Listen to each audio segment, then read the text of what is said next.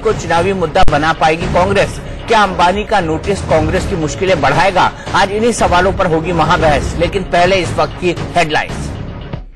खास खबर के प्रस्तुतकर्ता है गजब की खुशबू, गजब का स्वाद, MDH का सब्जी मसाला जो हमेशा रहे याद, राष्ट्रीय पान मसाला, हम सबका फेवरेट राष्ट्रीय, पतंजलि नेचुरल हनी, पेट सफा आयुर्वेदिक चूर्ण, पेट सफा तो हर रोग दफा, मुल्तानी कुका कफ सिरप, ताकि बदलते मौसम के साथ आप न बदले। कायाकल्प, IIL के कायाकल्प के साथ शुरू करे देश की मिट्टी को स्वस्थ बनाने का अभियान। और चने का असली स्वाद, MDH चना मसाला। बकरीद पर कश्मीर में पत्थरबाजी, श्रीनगर और अनंतनाग में सुरक्षा बलों पर फेंके पत्थर, कुलगाम में आतंकियों ने पुलिस वाले की गोली मारकर की हत्या। श्रीनगर में नेशनल कॉन्फ्रेंस के लीडर फारूक अब्दुल्ला के साथ बदसलूकी, नमाज पढ़ने के दौरान हुआ हंगामा। मुंबई के परेल में भीषण अग्निकांड, हादसे में 4 लोगों की मौत, 14 जख्मी, शॉर्ट सर्किट की वजह से लगी थी आग। देशभक्ति राजनीतिक झगड़ों में नहीं फंसना चाहता, लेकिन कांग्रेस अध्यक्ष राहुल गांधी ने उद्योगपति अनिल अंबानी को राफेल की राजनीति में घसीट लिया। कांग्रेस ने राफेल विमान सौदे को 2019 का चुनावी मुद्दा बनाने का ऐलान कर दिया है। कांग्रेस के सभी बड़े नेता राफेल के घोटाला बताकर मोदी पर निशाना साध रहे हैं और इस बार झेल रहे हैं अनिल अंबानी। राहुल गांधी का सीधा आरोप है कि मोदी सरकार ने फ्रांस के साथ राफेल डील करके अनिल अंबानी को फायदा पहुंचाया। राफेल विमान बनाने का ठेका पहले सरकारी कंपनी HAL को दिया जाना था, लेकिन मोदी सरकार ने डील की शर्तें बदलकर ठेका अनिल अंबानी की कंपनी को दिलवा दिया। अनिल अंबानी की कंपनी ने राफेल बनाने वाली कंपनी डसाल्ट के साथ ज्वाइंट वेंचर शुरू किया। अंबानी ने राहुल गांधी को लेटर लिखकर सफाई दी कि वो गलत बयान दे रहे हैं। राफेल का ठेका देने में भारत सरकार का कोई रोल नहीं है। उसके बाद भी कांग्रेस नेताओं की बयानबाजी बंद नहीं हुई तो अंबानी ने कांग्रेस के आधा दर्जन से ज्यादा नेताओं और प्रवक्ताओं को लीगल नोटिस भेज दिया है। कांग्रेस का आरोप है कि UPA के समय जो राफेल सौदा हो रहा था, मोदी सरकार ने उसकी शर्तें बदल दी। UPA ने फ्रांस से 18 राफेल रेडीमेड खरीदने और 108 राफेल विमानों का निर्माण भारत में करने का सौदा किया था, जबकि मोदी सरकार ने 36 रेडीमेड विमानों की खरीदने का फैसला कर लिया। साथ ही राफेल विमानों की कीमत भी 540 करोड़ से बढ़ाकर 1500 करोड़ कर दी गई। लोकसभा में सरकार के खिलाफ अविश्वास प्रस्ताव के दौरान इस मुद्दे पर गर्मागर्म बहस भी हुई। राफेल हवाई जहाज हमारी UPA की डील में हवाई जहाज का दाम 520 करोड़ रुपए प्रति हवाई जहाज। पता नहीं क्या हुआ, किससे बात हुई, पता नहीं क्या हुआ, किससे बात हुई। प्रधानमंत्री जी फ्रांस गए, वहां पे किसके साथ गए पूरा देश जानता है, और जादू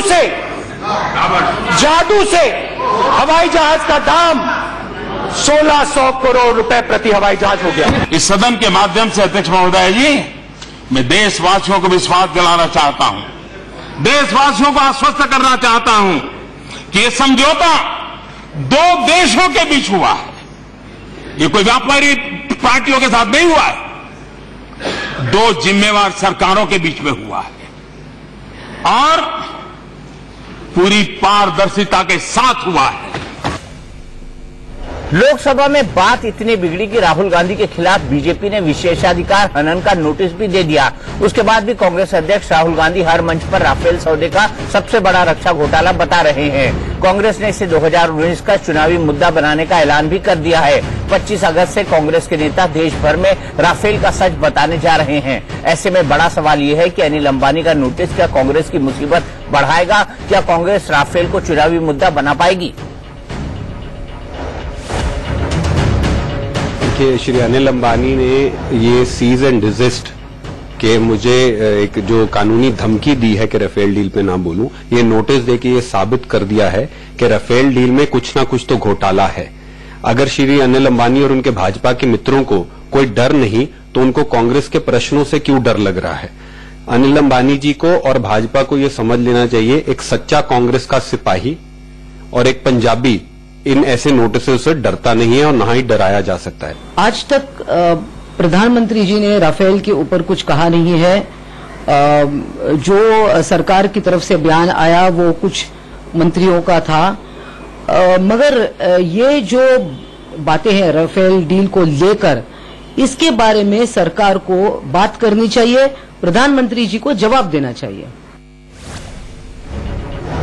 तो सवाल यह है कि क्या एक बिजनेसमैन को एक डिफेंस डील में घसीटना सही है? क्या 2019 में चुनावी मुद्दा इसे बना पाएगी कांग्रेस? क्योंकि कांग्रेस इसे जोर शोर से उठा रही है, लेकिन क्या लीगल नोटिस कांग्रेस का मुंह बंद करने पर मजबूर करेगा? क्योंकि कुछ कानूनी प्रावधान ऐसे होते हैं जिसको लेने के लिए, जिसको एक्सरसाइज करने के लिए अनिल अंबानी की जो कंपनी है वो मन बना रही है। इन्हीं तमाम मुद्दों पर बात करने के लिए हमारे साथ कई खास मेहमान जुड़े हुए हैं। हमारे साथ अमित मालवीय है जो कि बीजेपी के स्पोक्स पर्सन है, हमारे साथ जयवीर शेरगिल है जो कि कांग्रेस के नेशनल स्पोक्स पर्सन है, हमारे साथ सौरभ शुक्ला है जो कि एडिटर इन चीफ है न्यूज मोबाइल के, और साथ ही साथ कपिल काक साहब हैं जो कि रिटायर्ड एयर मार्शल है और डेकोरेटेड ऑफिसर है। सबसे पहले जयवीर, मैं आपके पास आना चाहूंगा। आपने 70 जगहों पर बड़े नेताओं के साथ प्रेस कॉन्फ्रेंस प्लान की है, क्या अनिल अंबानी का नोटिस अब आपको डराएगा और अब आप ये प्रेस कॉन्फ्रेंस नहीं करेंगे?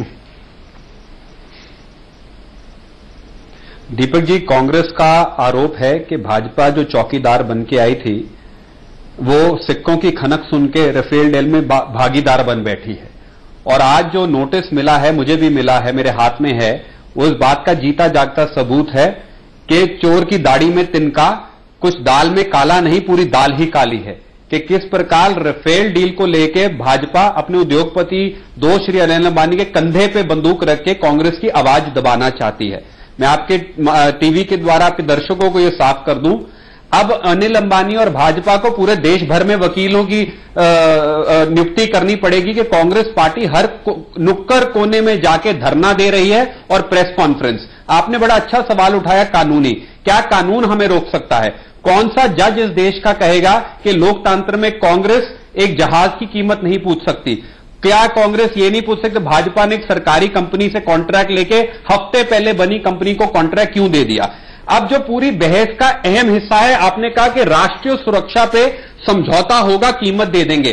मेरे हाथ में रिलायंस की प्रेस रिलीज है दीपक जी, पैराग्राफ नंबर 2 में कहता है, हां हमने 36 जहाज $7.5 बिलियन में पक्के किए, जो 1600 करोड़ आती है। भाजपा में साहस है तो रिलायंस पे केस करे कि आपने कीमत बता के राष्ट्रीय समझौता किया है। ये सिर्फ कांग्रेस के प्रति क्यों, जब हम कितने, रिलायंस तो खुद कीमत बता रही है। दूसरा, निर्मला सीतारमण से इस्तीफा मांग लें, जिन्होंने 17 नवंबर 2017 को सदन में खड़े होकर कहा था मुझमें साहस है, मैं कीमत बताऊंगी। भामरा साहब को निकालने 18 नवंबर 2016 को, जिन्होंने कहा था राफेल 670 करोड़ में है। तो अपनी ही बात पे क्यों पलटी मार रही? रिलायंस में क्या खूबी थी जो HAL से दे दिया, और रिलायंस पे मुकदमा क्यों नहीं हुआ अभी तक, जिसने प्रेस रिलीज के दोबारा बता दिया है कि 1600 करोड़ का जहाज है? हमारा ये सीधा साधा प्रश्न है, और मोदी जी हमें साफ कर दें, हम राफेल पे बात उठानी बात कर देंगे। और जब यूपीए से मांगते थे, यूपीए राफेल की कीमत बताए तो देश हित, भाजपा से पूछो देशद्रोह। कौन सी राष्ट्रीय हित पे समझौता हो गया? विक्रमादित्य की कीमत इन्होंने मांगी, हमने दी। सुकोई की कीमत इन्होंने पूछी, हमने दी। मिराज की कीमत इन्होंने पूछी, हमने दी। कौन सी राष्ट्रीय सुरक्षा का समझौता हो गया? ये दिक्कत ये है कि अब हड़बड़ी मच गई है, क्योंकि मोदी जी की एक शाम पेरिस में देश को 42,000 करोड़ में पड़ी है, और उनको जवाबदेही और जिम्मेदारी से अगर चिढ़ है तो लोकतंत्र में हम प्रश्न पूछेंगे, कोई कानून हमें नहीं रोक सकता। कोई कानून नहीं रोक सकता, लेकिन हमें आपके ऊपर सीधा आरोप कि सिक्कों की खनक के आगे आप लोग झुक गए हैं। अब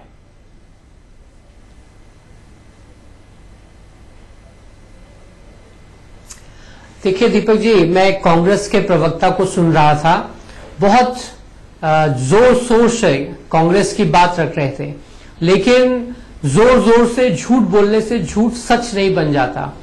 और कांग्रेस चाहे झूठ टेलीविजन स्टूडियोज में बोले, या गली नुक्कड़ चौराहों पे बोले, या पार्लियामेंट में बोले, तो भी झूठ झूठ ही रहेगा, सच नहीं हो जाएगा।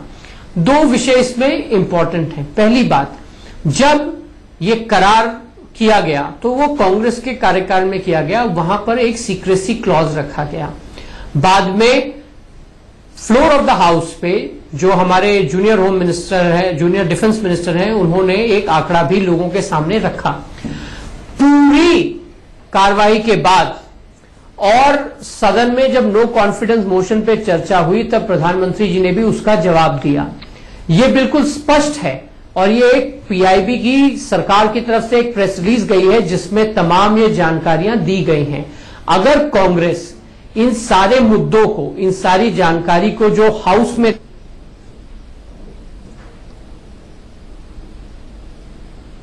हम अमित से लग रहा है हमारे साथ संपर्क नहीं हो पा रहा है, अमित के पास हम फिर चलेंगे। लेकिन कपिल कांत साहब, मैं आपसे समझना चाहता हूं, आम जनता जानना चाहती है कि क्या वाकई अगर हमने इस सौदे की जानकारी दे दी या सौदे की कीमत के बारे में बता दिया तो इससे दो देशों के संबंध बिगड़ेंगे, साथ ही साथ इससे सीक्रेसी क्लॉज का उल्लंघन भी होगा। क्या ये बात आपके गले उतरती है?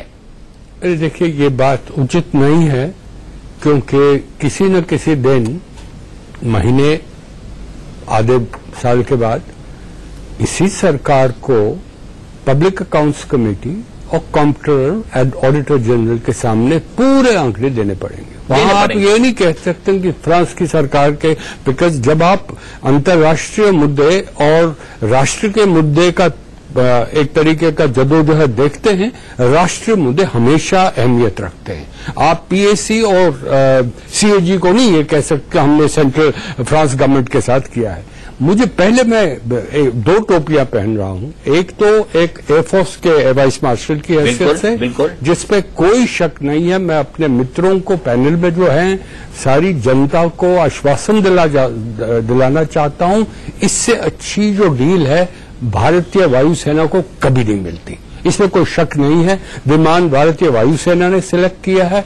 जहां तक विमान में शस्त्र हैं, मिसाइल्स हैं, एयर टू एयर मिसाइल सारे विश्व में, चीन में ऐसी मिसाइल नहीं है, पाकिस्तान के पास नहीं, इसमें कोई शक नहीं है। एयर टू एयर मिसाइल में उसकी डिटेल्स नहीं देना चाहता हूं। एयर टू ग्राउंड मिसाइल हो, टेरेन फॉलोइंग और वेदर रेडार जो हो, बाकी इतने शस्त्र और फैसिलिटीज हैं, इसका कोई मुकाबला नहीं।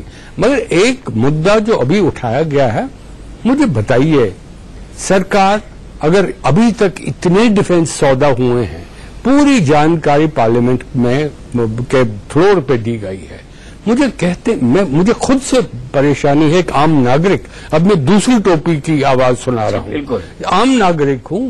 क्या होता है? अब प्रधानमंत्री ने अभी पार्लियामेंट में बताया पारदर्शिता रही है, कहां है वो पारदर्शिता? आप फ्लोर पे दे दीजिए, जैसे बिमरे साहब ने, सुभाष बिमरे साहब ने 18 नवंबर 2016 में आपकी डिटेल दी थी। उसके पहले ये आपके पैनलिस्ट ने कहा नहीं है, सितंबर में जब ये इस पे हस्ताक्षर हुए हैं, पूरी डिटेल्स गई हैं कि एक यूनिट प्राइस क्या है, ये सरकार ने दी है। तो अब आपका जो समझौता है फ्रांस के साथ, वो कहां गया? आप कह रहे हैं कि वेपन्स पैकेज का क्या कॉस्ट था, आप कह रहे हैं कि बाकी चीजें जो आपके इस पे जो कोई फैसिलिटी विमान में, उसका क्या कॉस्ट था, बेसिक विमान का क्या कॉस्ट था। चौथी बात, जो सवाल पूछे जा रहे हैं, ये मुद्दा घोटाला मुद्दा नहीं है। अब जैसे कांग्रेस पार्टी की डेटा एनालिटिक्स टीम गई है, बूथ लेवल पे फीडबैक आ रहा है उनको, ये तो अखबारों में लिखा है, ये कोई खुफिया जानकारी नहीं है कि ये मुद्दा पब्लिक में बन गया है। अब ये गलत है या खराब, ठीक है, ये तो मैं नहीं कह सकता। आप राजनीतिक ज्यादा जानते हैं, मुझे तो राजनीतिक बिल्कुल कुछ पता नहीं है। मगर अगर आम नागरिक के पास ये मुद्दा एक अहमियत रखता है, तो और ही ज्यादा मेरे ख्याल में उचित बनता है कि आज की सरकार देश के सामने, पब्लिक के सामने ये पूरी पारदर्शिता से ये पूरे आंकड़े दे दे, ताकि चुप रहे। नहीं तो इसमें क्या होगा, ये मुद्दा अब और ही मतलब एक पॉलिटिकल फुटबॉल बनेगा। जो एक अच्छा विमान खरीदा है, जिसपे एक गर्व है सारी वायुसेना को, सारी सेनाओं को, और ये इसको आप राजनीतिक फुटबॉल बना रहे हैं। मेरे ख्याल में हमारे जैसे एक ग्रेट पावर के लिए ये कंट्रोवर्सी सारे विश्व में फैलाना ठीक नहीं है। ठीक नहीं है। अमित जी, शायद आप कपिल कांत को सुन पा रहे हैं या नहीं सुन पा रहे हो, क्योंकि आपके साथ संपर्क टूट गया था। कपिल कांत साहब ने दो चीजें कही। पहली चीज तो उन्होंने साफ तौर पर कहा कि सीएजी को और पीएसी को दोनों को आपको प्राइस बतानी होगी, और जब ये डील हुई थी तब प्राइस क्या है, क्या यूनिट प्राइस है, ये सब चीजें ऑलरेडी डिक्लेयर हो चुका है। तो अब सीक्रेसी का लबादा ओढ़कर इसको छुपाया क्यों जा रहा है? क्योंकि एक अननेसेसरी का मुद्दा देश में बढ़ता जा रहा है और बनता जा रहा है। मैं मानता हूं कि इसको अगर चुनाव में भुनाने की कोशिश कांग्रेस करना चाहती है तो वो इसे मुद्दा बना सकती है और वो इसके लिए कोशिश भी कर रही है, लेकिन आपको नहीं लगता कि आपको तथ्यों के साथ, समझौते के साथ पूरी तौर पर आना चाहिए और बताना चाहिए कि नहीं, जो भी अगर कहना चाहता है वो अपनी। दीपक जी, ऐसा नहीं है कि हम सिर्फ बातें कर रहे हैं, सदन के अंदर आंकड़े भी बताए गए और यह भी बताया गया कि एनडीए सरकार ने जो करार किया वो यूपीए सरकार के जो समझौते की तरफ वो बढ़ रहे थे उससे 9% कम था। ये आंकड़े बकायदा सदन में दिए गए हैं, ये जारी जानकारी। तो कीमत बता दीजिए ना, दिक्कत क्या है फिर? अगर ये आंकड़े दिए गए हैं तो कीमत बता दीजिए हमें। जब माफ कीजिएगा, रोक रहा हूं, मैं कह रहा हूं कीमत ही बता दीजिए। अगर ये आंकड़े आपने दिए हैं तो फिर कीमत बताने में दिक्कत क्या है?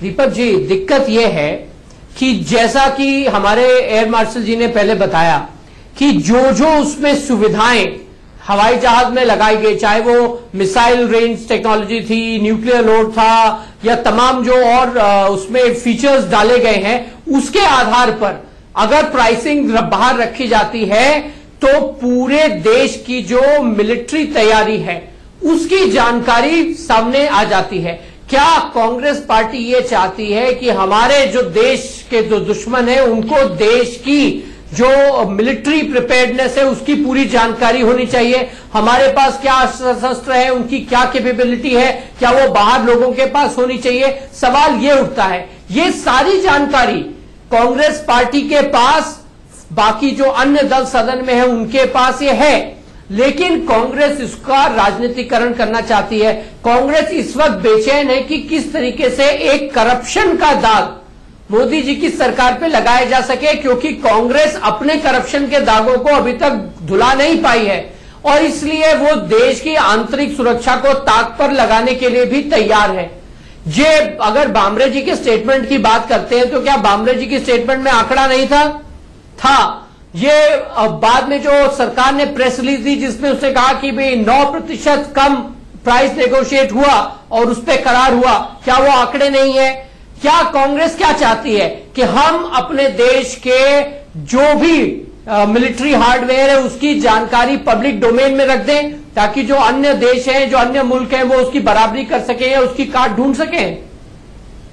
ठीक है, कपिल काक जी आपसे एक सवाल पूछना चाहते हैं, उसके बाद जयवीर मैं सीधे आपके पास आऊंगा। कपिल काक जी के पास एक बहुत रिलेवेंट सवाल है और वो इस फील्ड को बिलोंग भी करते हैं, ज्यादा आसानी से समझा पाएंगे हमारे दर्शकों को। कपिल काक जी। नहीं, मेरा कोई सवाल नहीं है, मैं एक तरीके से क्लैरिटी दिलाना चाहता हूं। पहले ये है कि कोई तुलना नहीं कर सकते हैं आप वो जो विमान जो यूपीए नेगोशिएट कर रहा था और जो विमान अब आप कॉन्ट्रैक्ट कर पाए हैं, इसका कोई तुलना हो ही नहीं सकती।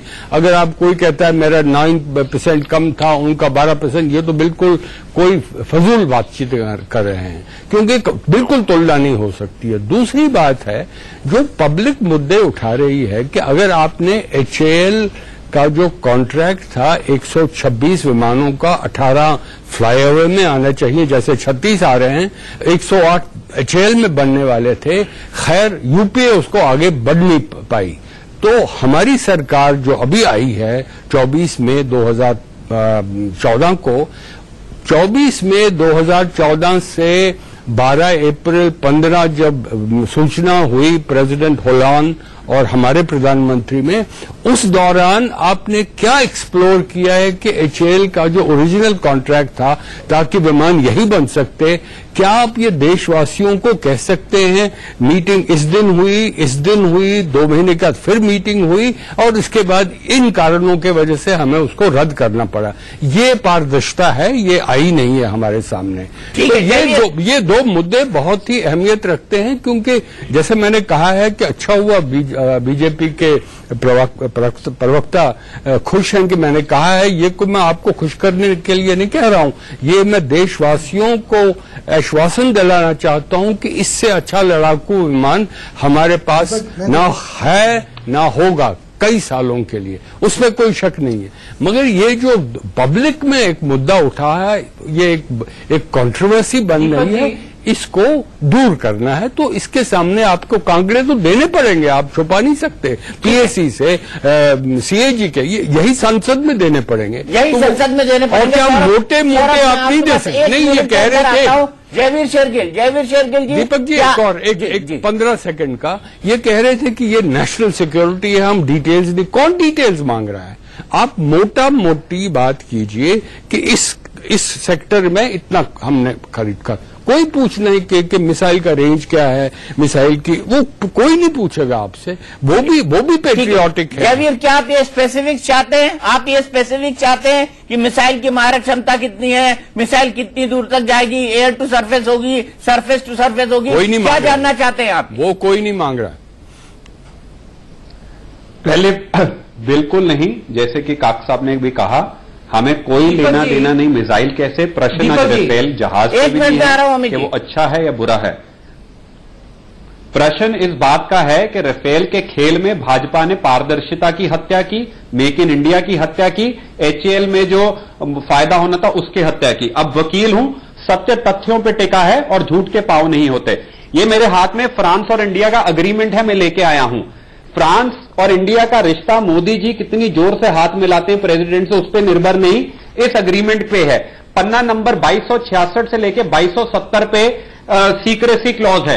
मेरे भाजपा के मित्र जिनकी मैं कदर करता हूं, मुझे कोई कानून का पन्ना दिखा दे जिसमें लिखा हुआ है कि प्राइस की घोषणा नहीं की जा सकती फ्रांस के साथ जो डील होगी, क्योंकि ये राष्ट्रीय सुरक्षा पे समझौता करेगा। ये मैं सारे पन्ने आपके चैनल पे खोल के दिखा भी सकता हूं। पॉइंट 1।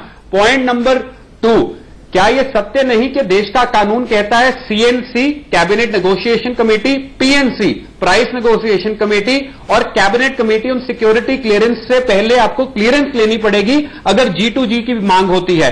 कोई पन्ना मिनट्स ऑफ मीटिंग दिखा दें, तीनों कमेटियों से सलाह मशवरा भी हुआ हो कि राफेल इतने में मिल रहा है। चौथा, अब आपने कहा कि आंकड़ा दे दिया, मैंने तो आपको कहा दूध का दूध पानी का पानी हो जाएगा। सही मायने में राष्ट्रीय सुरक्षा पे समझौता है तो रिलायंस में मुकदमा कीजिए, उन्होंने तो सेडिशन का केस बनता है। हम पे नोटिस भिजवा दिया पर जिसने प्राइस बता दी उस पे नोटिस नहीं भिजवाया। पांचवा, अमित जी आपने कहा 9% कम है, अगर ये सत्य है तो प्रधानमंत्री और निर्मला सीतारमण जी अपने बयानों पे पलटी क्यों मार गए? चौथा, प्रश्न नंबर 2822 आपके सांसद ने पूछा था जब आईएनएस विक्रमादित्य की बात उठी, फिर तो आप भी देशद्रोह कर रहे थे। आज इतनी बात है कि देश का कानून, ठीक है, संविधान और सुप्रीम कोर्ट और प्रोसीजर से चलता है। आज कभी फ्रेंच प्रेसिडेंट बोल रहा है, कोई टीवी एक्ट्रेस राफेल समझा रही है, अनिल अंबानी नोटिस भेज रहा है। टैक्स पेयर का पैसा है, भाजपा की निजी जागीर नहीं। हमें हिसाब चाहिए 42,000 करोड़ का जो देना पड़ेगा। ठीक है अमित, मैं आपके पास 1 मिनट क्या आऊंगा, सौरभ को 1 मिनट के लिए जोड़ूंगा, फिर मुझे ब्रेक पर भी जाना है। सौरभ, मैं आपसे जानना चाहता हूं, तीनों की बातें आपने सुनी, अमित की बात सुनी आपने जयवीर की बात सुनी, आपने कपिल साहब की बात सुनी। क्या आपको लगता है कि प्राइस बताने में किसी तरह की कोई आपत्ति होनी चाहिए?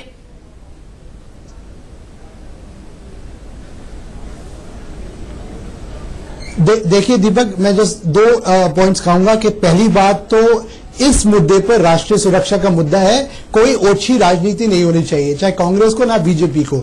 जहां तक प्राइस की बात है, क्लासिफाइड ब्रीफिंग करके मुझे लगता है कि प्रधानमंत्री और उनके जो डिफेंस मिनिस्टर हैं और नेशनल सिक्योरिटी कुछ की ऑपोजिशन के लीडर्स को कॉन्फिडेंस में लेना चाहिए और बताना चाहिए कि क्या कॉन्टूर्स थे। कोई भी जो सीक्रेट क्लॉज है, जैसे एयर मार्शल साहब ने कहा कि वो बाहर नहीं आना चाहिए, पर राष्ट्रीय हित में बहुत जरूरी है, क्योंकि ये मुद्दा नहीं बनना चाहिए, क्योंकि अगर मुद्दा बनेगा तो भारत की जो राष्ट्रीय सुरक्षा को ज्यादा खतरा होगा, क्योंकि जितने भी इस तरह के एक्यूजेशंस हैं उस पर रोक लग जाएगी। कोई सरकार नहीं चाहेगी कि करप्शन का टेंट आए। तो मुझे लगता है प्रधानमंत्री ने बहुत अच्छी बात की, पारदर्शिता की बात की, पार्लियामेंट में जब कह दिया है तो कोई हर्ज नहीं है, ऑपोजिशन के की लीडर्स को बुलाएं, एक क्लासिफाइड ब्रीफिंग की जाए ताकि कांग्रेस के पास भी कोई मुद्दा नहीं रहे, क्योंकि ये ओछी राजनीति होगी तो जो जेन्युइन कंसर्न्स है नेशनल सिक्योरिटी का, आर्म फोर्सेस को सही भारत की सुरक्षा के लिए आर्म्स चाहिए, फाइटर्स चाहिए, और राफेल जैसे फाइटर, जैसा कि कपिल काब साहब ने कहा, बहुत अच्छा फाइटर है, और एक G2G कॉन्ट्रैक्ट हुआ है गवर्नमेंट टू गवर्नमेंट, जो भी है प्रधानमंत्री को इस बात को लेके जाना चाहिए। ठीक है अमित जी, मैं आपसे ही बहस की शुरुआत करूंगा क्योंकि आपके लिए बड़े सारे सवाल खड़े हो गए हैं कि क्या एक क्लासिफाइड ब्रीफिंग हो नहीं सकती है क्या, इसी पर बात करेंगे ब्रेक के बाद।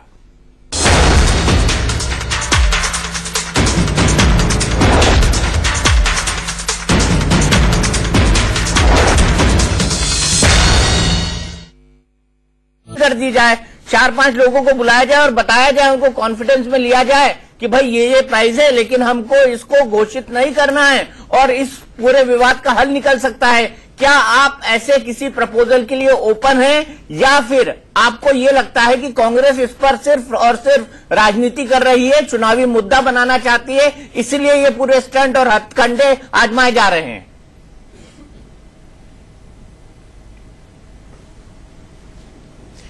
दीपक जी, मैं सिर्फ दो बातें कहूंगा।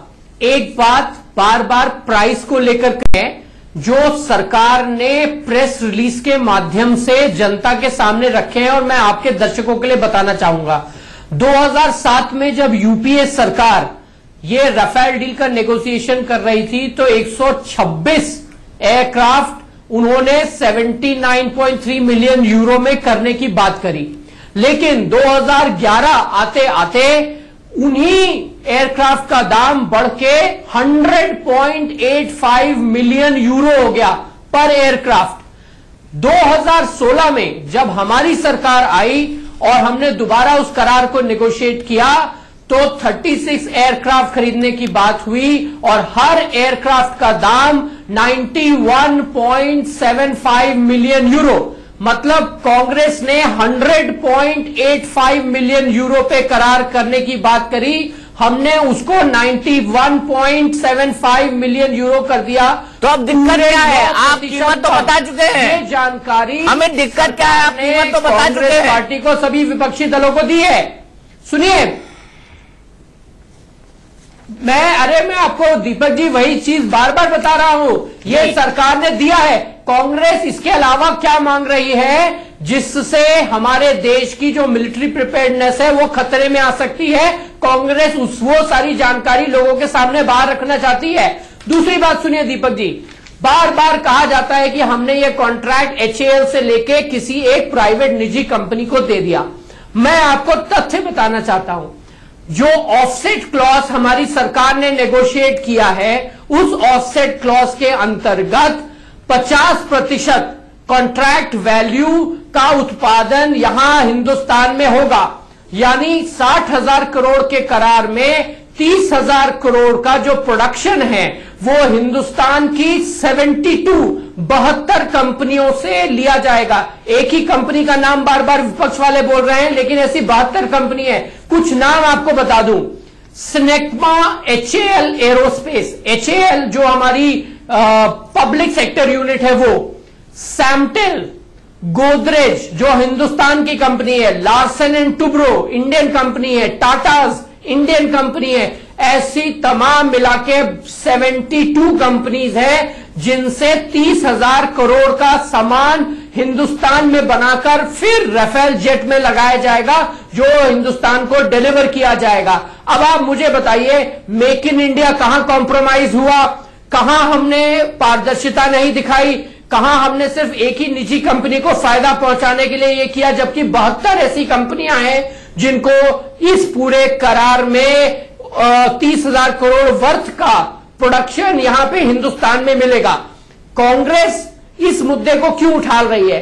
क्योंकि ये गवर्नमेंट टू गवर्नमेंट के बीच में डील है, डील के बीच में कोई कौतरों की मामा नहीं है, और कांग्रेस को यह पच नहीं रहा कि एक आर्म्स डील इस देश में हो जाती है जिसमें दलाली और घोटाला नहीं होता है, और कांग्रेस बेचैन है कि कैसे करप्शन का दाग मोदी जी की सरकार पे लगाया जाए ताकि इनकी राजनीति चल सके। मैं राहुल गांधी से कहना चाहता हूं कि वो आए और बताएं लोगों की कि उन्होंने और उनकी सरकार ने कितने में करार किया। मैं आपको बताता हूं, 3 अलग अलग भाषणों में राहुल गांधी ने कहा कि हमने 520 करोड़ में खरीदा, हमने 540 करोड़ में खरीदा, हमने 526 करोड़ में खरीदा, हमने 700 करोड़ में खरीदा। राहुल गांधी को यह मालूम ही नहीं कि राफेल की जेट में उनकी सरकार ने कितने करोड़ रुपए में करार करने की बात करी, और अगर करार कर ही दिया था तो खरीदा क्यों नहीं।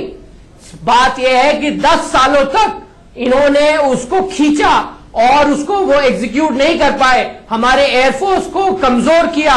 किस लिए, किस देश के कहने पे इन्होंने ऐसा किया, किस देश को फायदा पहुंचे, इसलिए ये चाहते हैं ये डिटेल्स बाहर आ जाए। ये सारे जवाब कांग्रेस को, लोगों को देने पड़ेंगे। मेरा बड़ा सीधा सवाल है आपसे जयवीर। पहला तो ये कि आप एक बिजनेसमैन को इस डील के अंदर घसीट रहे हैं, क्या ये सही है?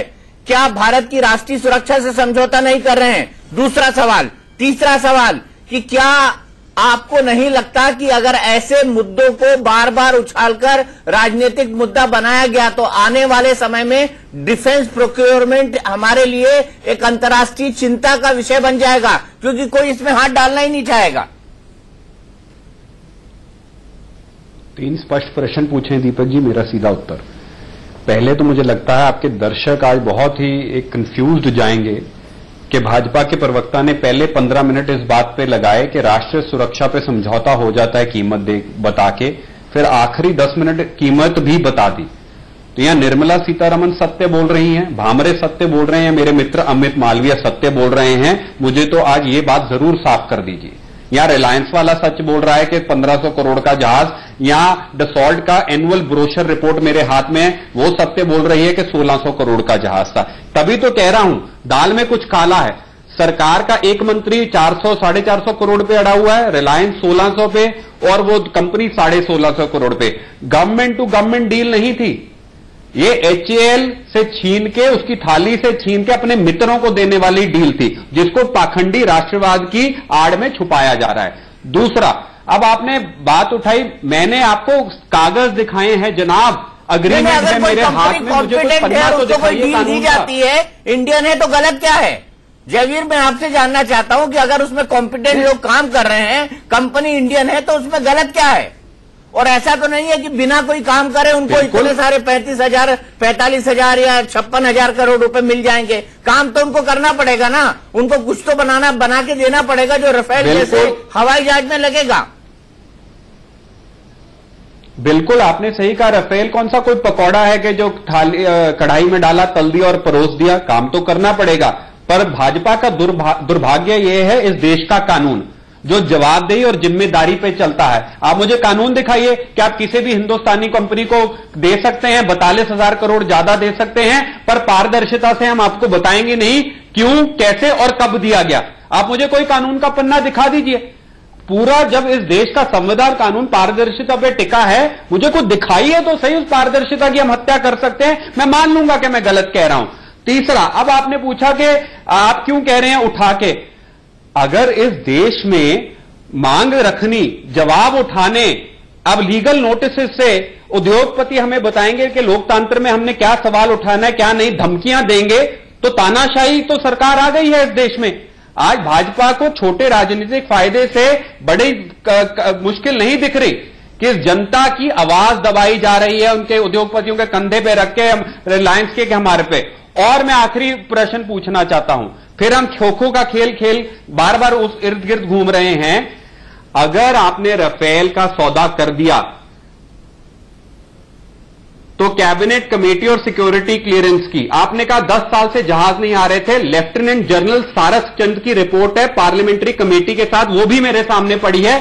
कहा है कि भारत में पहली बार हुआ है, आज सेनाओं के पास पैसा नहीं है। 1962 के बाद सबसे लोएस्ट डिफेंस बजट है।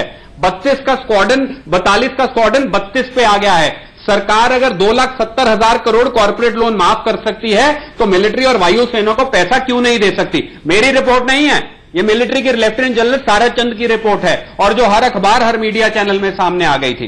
तो मैंने वही कहा, आप जवाब देना चाह रहे हैं फिर मित्रों, जयवीर से सवालों का मित्रों कह के नहीं चलता, कानून भाइयों बहनों कह के नहीं चलता, कानून आंकड़ों पे चलता है। और वो बताइए मुझे।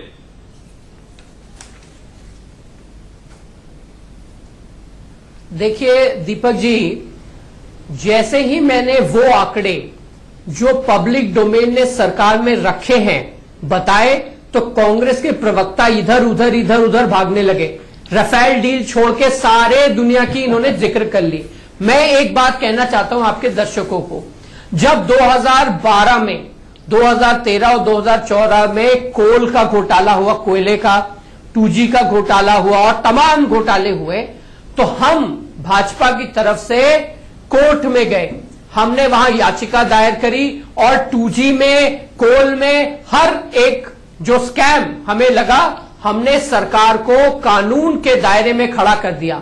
मैं पूछता हूं कांग्रेस पार्टी से कि टेलीविजन स्टूडियोज में तो बहुत शेखी बगाड़ते हैं, क्यों आपके इतने बड़े बड़े वकील हैं आपकी पार्टी में, क्यों नहीं ले जाते राफेल के मामले को कोर्ट में और कह दे वहां पे कि सरकार ने घोटाला किया है और हम पे कर दे, हमारी सरकार पे मुकदमा, होने दे सुनवाई और वहां पे दूध का दूध पानी का पानी हो जाएगा।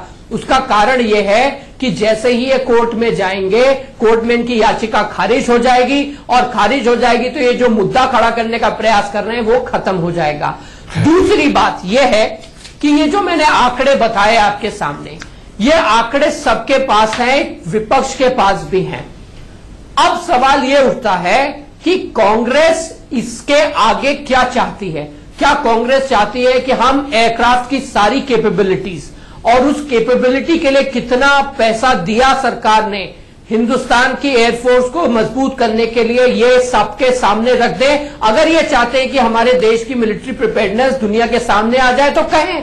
वैसे भी ये फौज के आर्मी चीफ को सड़क का गुंडा कहते हैं, पाकिस्तानी आर्मी चीफ को गले लगाते हैं, तो इनका तो रुख बिल्कुल साफ है। ठीक है, लेकिन देश को पता चलना चाहिए कि राफेल के नाम पे ये जो राजनीति कर रहे हैं, यहां पे टीवी पे आके बहुत स्मार्ट सी लाइन बोलना, इधर उधर तर्क देना बहुत अच्छा लगता है, लेकिन अगर आप में दम है और आपको अपनी बात पे विश्वास है तो जाइए कोर्ट में और करिए याचिका। ठीक है, अमित आपको यही विराम देना होगा, लेकिन चलते चलते मैं जयवीर से एक सवाल पूछना चाहूंगा। जयवीर, मैं सिर्फ इसी सवाल का जवाब चाहूंगा क्योंकि काफी डिस्कशन हम कर चुके हैं। कांग्रेस के मुखपत्र नेशनल हेराल्ड ने 29 जुलाई को राफेल डील पर खबर छापी थी और खबर में उन्होंने क्या छापा था? राफेल डील मोदी का बोफोर्स है। इसका मतलब है कांग्रेस का नेशनल हेराल्ड भी मानता है कि बोफोर्स एक घोटाला था। कहते हैं कि सरकार हेडलाइन ऑब्सेस्ड सरकार है, कंटेंट इग्नोरेंट सरकार है, सिर्फ सुर्खियों में विश्वास, जो नीचे लिखा नहीं। नीचे अखबार पढ़ा जाता है उठाए थे राफेल को लेके, सुर्खियों से अखबार पढ़ा जाता है। अगर चलिए सुर्खियां पढ़ते होंगे तभी अखबार पढ़ते होंगे। दीपक जी, मैं अपने खिलाफ बहस करने लगा हूं। अब क्या बोफोर की कवर फायर में रिलायंस जो राफेल का सत्य है वो दबाया जा सकता है?